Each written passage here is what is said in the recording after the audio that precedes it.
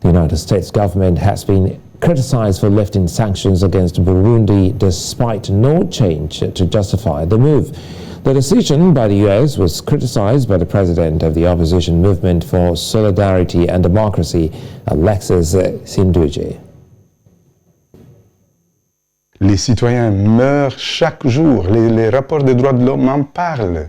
Les observateurs qui sont sur place, même s'ils sont un peu terrorisés ou qu'ils sont peut-être préoccupés plus par leur carrière que par la vie des Burundais, ils le savent.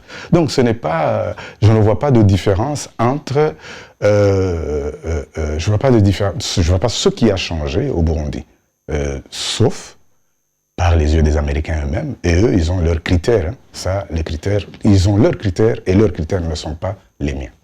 C'est étonnant, quand même, c'est étonnant qu'un pays aussi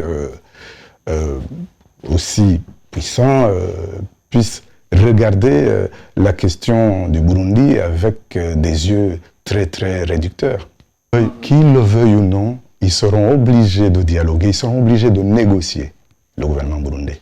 Vous savez, l'armée burundaise, les ex-FAB, les Feu Bouyoya et les autres, ils avaient la même arrogance. Hein.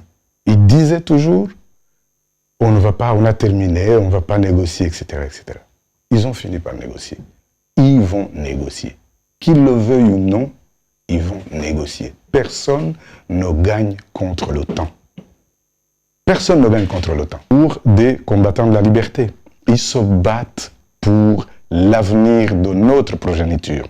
Et ces gens sont des héros pour moi. Ce ne sont pas des terroristes. C'est des héros.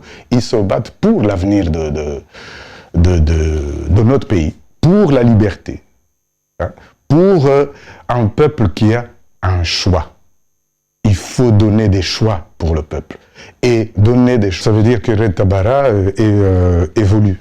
Ça veut dire elle construit sa force. Ça veut dire on a été habitué à des combattants qui attaquaient avec des armes légères. Maintenant...